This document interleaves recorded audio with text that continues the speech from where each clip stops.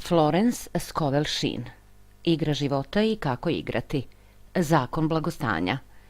Da, svemoćni, bit će tvoja zaštita i imat ćeš sve što poželiš.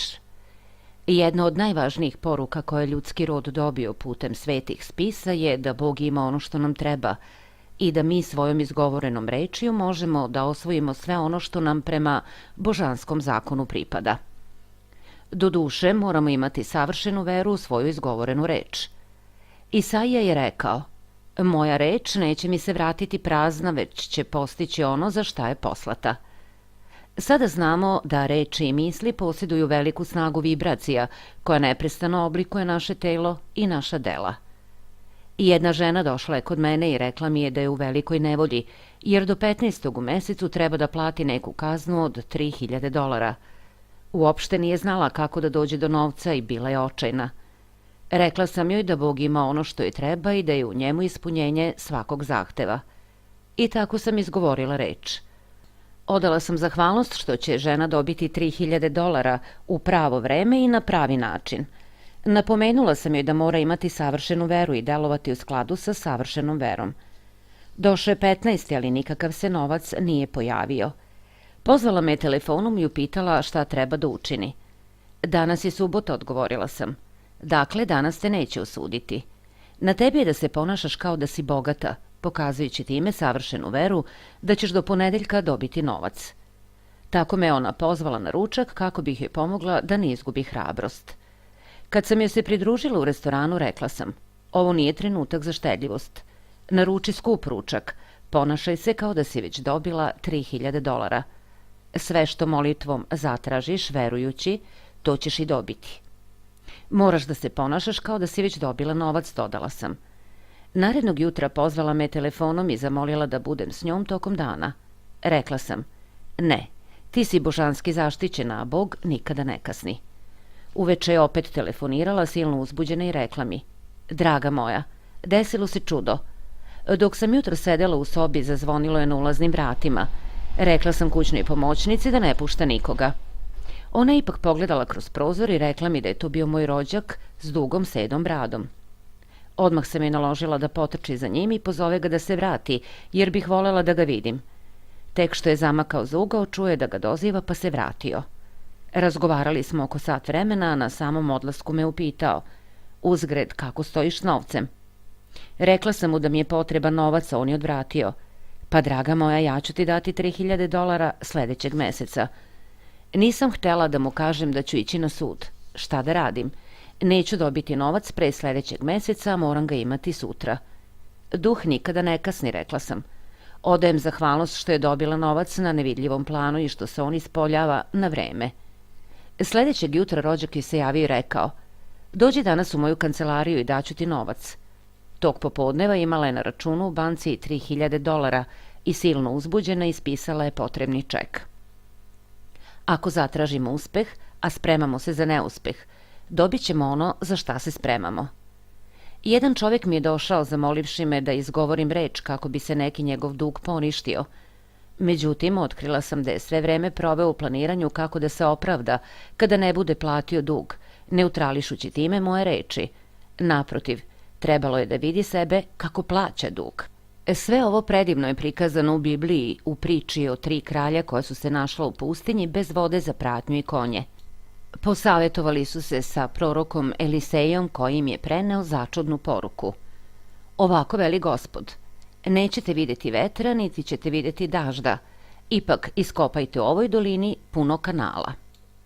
Čovjek mora da se pripremi za ono što je tražio, još dok se ne ukazuje ni najmanji nagoveštaj da će se to obistiniti. Jedna žena je po svaku cenu htela da nađe stan na Manhattanu u vreme izuzetno slabe ponude stanova. Smatralo se da je tako nešto gotovo nemoguće i njeni prijatelji su joj sažaljivo govorili: "Baš je to grozno, morat ćeš negde da smestiš sav nameštaj i da živiš u hotelu." Ona im je odvratila: "Ne treba da me žalite, ja sam Superman i naći ću stan." Izgovorila je i sledeće reči: "Neka mi beskonačni duh otvori put za stan kakav mi dolikuje." Znala je da postoji ispunjenje svakog zahteva i da je ona neuslovljena dok radi na duhovnom planu, kao i da je onaj ko je jedno sa Bogom u većini. Živo je zamišljala kako kupuje nove prekrivače, dok joj je iskušavač suprotna misao ili razum govorio: ne kupuj prekrivače jer možda ipak ne nađeš stan i onda ti ničemu neće koristiti. Spremno je odgovorila sebi: iskopaću svoje kanale kupovinom prekrivača. Time se ona uveliko pripremila za stan, ponašala se kao da ga već ima. Na čudesan način zaista i našla stan koji je želela, iako je za njega konkurisalo još 200 drugih ljudi. Prekrivači su predstavljali aktivnu veru. Suvišno je reći da su kanali koje su 3 kralja iskopala u pustinji bili prepuni vode. Druga knjiga o kraljevima. Prosečnoj osobi nimalo nije lako da se uskladi sa duhovnim ritmom stvari. Iz podsvesti se javljaju nepovoljne misli, sumnje i straha. One su vojska uljeza koja se mora naterati u bekstvo. To objašnjava zašto je često najmračnije precvitanje. Važnom ostvarenju često prethode mučne misli. Kada objavi neku uzvišenu duhovnu istinu, čovjek izaziva uvrežena verovanja u podsvesnom i greška se iznosi na videlo, da bi se izbacila. To je trenutak kada stalno treba da ponavljamo afirmacije istine, radujemo se i zahvaljujemo što smo je već primili. Pre nego me pozoveš, odgovorit ću. To znači da je svaki dobar i savršen dar već čovekov i da samo čeka da ga on prepozna.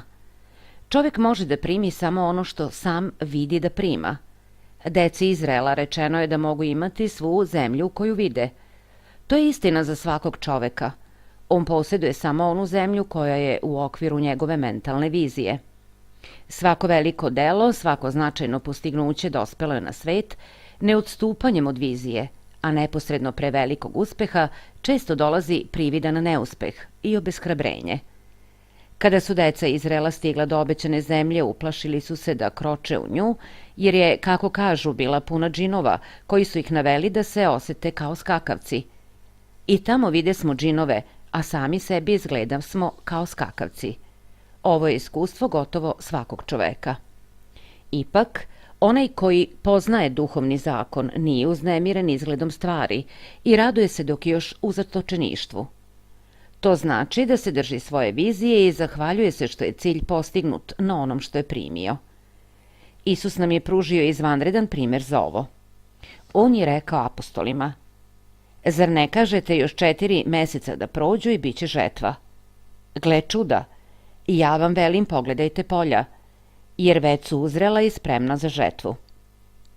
Njegova jasna vizija prodrla je kroz svet materije i on je jasno video svet 4. dimenzije, stvari onakve kakve zapravo jesu, savršene i potpune u božanskom umu. Čovek zato uvek mora da se drži vizije, kraja svog putovanja i traži ostvarenje nečega kao da je to već primio. To može da bude njegovo savršeno zdravlje, ljubav, posed, samoostvarenje, dom ili prijatelji. Sve su to dovršene i savršene ideje zapisane u božanskom umu, čovekovom nadsvesnom umu, i moraju da dođu uz njegovu pomoć.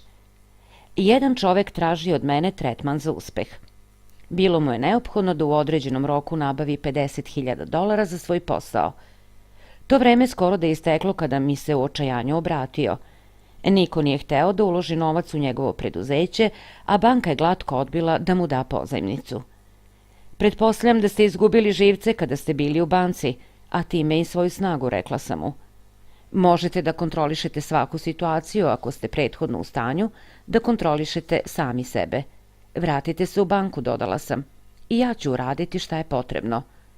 Moj tretman je bio: poistovetite se u ljubavi sa duhom svih koji rade u banci. Pustite da iz ove situacije iznikne božanska ideja. On je odgovorio: ženo, govorite o potpuno nemogućoj stvari. Sutra je subota, banka se zatvara u 12, a moj voz neće stići pre 10.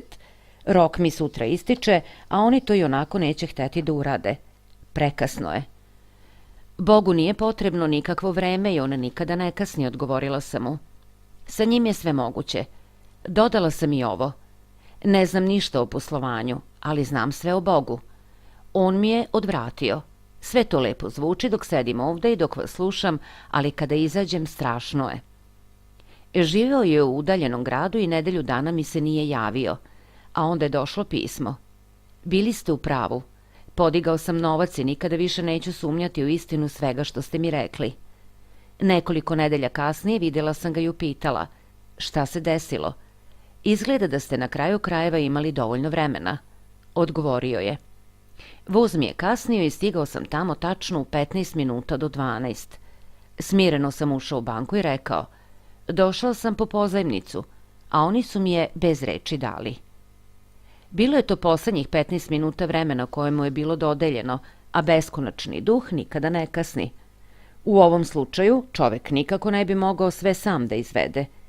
Bio mu je potreban neko ko će mu pomoći da se drži svoje vizije. To je ono što jedan čovek može da uradi za drugoga.